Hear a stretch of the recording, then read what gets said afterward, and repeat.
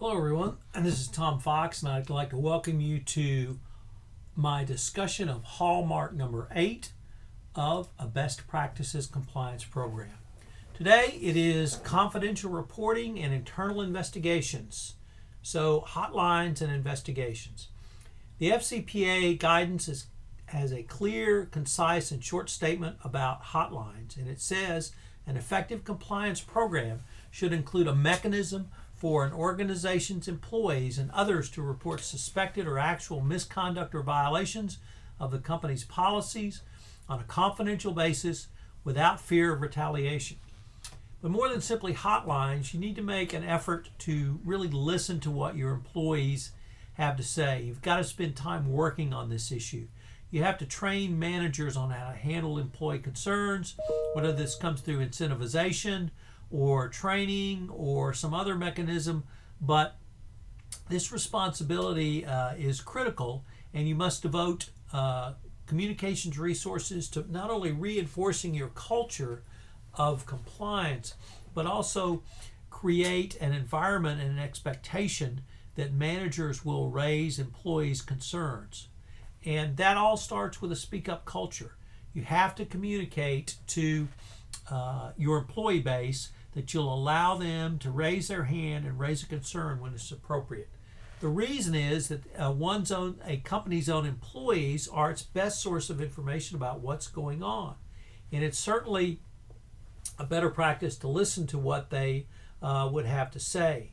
So what are some of the best practices that I would suggest for you with a hotline? Well, it all starts with availability. It's got to be available 24/7, and it should be toll-free. It should be available in the native tongue of this person speaking or utilizing it, and it should be anonymous. It can be online. It can be through a phone. You've got to assure that if it is through a phone, that it actually works. Some countries, unfortunately, their hotlines require payment. That is certainly not going to work. Number 2, anonymity. While some jurisdictions do not allow anonymous reporting, the U.S. is certainly not one of them. This means that your hotline provider can help you provide this information and carve out an exception if you need one. But you have to have a mechanism that allows an employee to make an anonymous report and put in safeguards which will ensure the anonymity going forward should the reporting employee desire it. Next, escalation. After a report is received through the hotline, it should be distributed to the appropriate person or department for action and oversight. This would include a resolution of the information presented and, if warranted, consistent application of the investigation process throughout the pendency of the matter. 4, follow-up. There should be a mechanism for follow-up with the hotline reporter, even if the report is made anonymously. This allows an appropriate person within your organization to substantiate the report and then hopefully obtain additional information at an early stage. Really, I can't overemphasize the need to follow up with the reporter. If it is a legitimate claim, that person wants to have the company address their concern. And if you don't follow up, if you don't give periodic feedback and insight as to the process, you're really going to damage your entire program going forward. Number 5, oversight. The information communicated through your hotline should be available to the board committee or appropriate management level committee in the form of statistics and the audit trail over what has occurred. And this means that the Tom Fox mantra of document is certainly important here. You need to document all of the steps that you have taken. I've talked about the importance of this. I've talked about the importance of the fair process doctrine throughout this series on the 10 hallmarks of an effective compliance program, and I can only re-emphasize the importance of both of those now. Next up, internal investigations. With the advent of this SEC's whistleblower program, courtesy of the Dodd-Frank law, it's imperative that you quickly and efficiently investigate hotline reports. That means you need an investigation protocol in place so that the entire compliance function is on the same page and knows what to do. It's also important if the government comes knocking to show that you have a consistent approach to your investigations. So I take a 5-step approach on your investigation protocol, and they are as follows. Opening and categorization of the case. Under this first step, you should categorize your ethics and compliance violation. You should notify the relevant individuals, including those on your investigation team, any senior management members under your notification protocols. You should assemble your investigation team for a preliminary meeting and assessment. This step should be accomplished in 1 to 3 days after the information comes into the compliance, whether it's through your hotline or reporting structure or some other means. Step 2, planning the investigation. After assembling your investigative team, you should determine what are the required investigative tasks. This would include document review and interviews. If hard drives need to be copied or documents put in hold or sequestered in any way, or if the relationships need to be analyzed through a software program, a keyword search, or some other algorithm, this can be planned out at this time. These tasks should be integrated into a written investigation work plan so the entire process is documented going forward.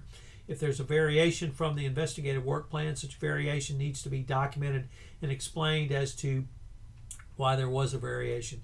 Lastly, if international travel is required, it should be considered and planned at this step.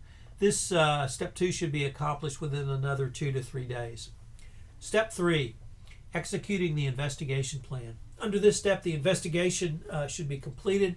I would urge that the interviews not be effected until all documents are reviewed and are ready for use in the interview. Care must be taken to ensure that appropriate upjohn warning is issued, and the interviewee clearly understands that whoever is performing the interview represents the company and not the person being interviewed, whether they're the target of the investigation or not. Obviously, if you're in Europe, you need to take privacy concerns into account, whether that be the actual questions you can ask, the documents you can review, and even the information, whether you can take it out of the country. The appropriate steps should be taken to preserve the attorney-client privilege, and if the attorney work product is going to be asserted, that needs to be covered as well. This step should be accomplished in 1 to 2 weeks. Number 4, determining appropriate follow-up. This preliminary investigation should be completed and you're ready to move to the final phases. In some investigations, it's relatively easy to determine when the work is essentially complete. For example, if the allegation is specific and narrow, the investigation reveals a compelling and benign explanation for the conduct alleged, then the investigation typically is complete and you're ready to convene the investigative team and the relevant business unit representatives. This group would decide on appropriate disciplinary steps or other actions to take. This step should be completed in 1 day to 1 week. And it must be cautioned, though, that if there's findings of specific or discrete allegations of corruption, you're going to have to consider how you're going to move forward, obviously up to and including disclosure or self-disclosure to the Department of Justice and SEC. Number 5, closing the case. Under this final step, you should communicate the investigation results to the stakeholders and complete the case report. Everything done in the above steps should be documented and stored either electronically or in a hard copy form. The case report is complete, and this should take you another few days to a full week to complete.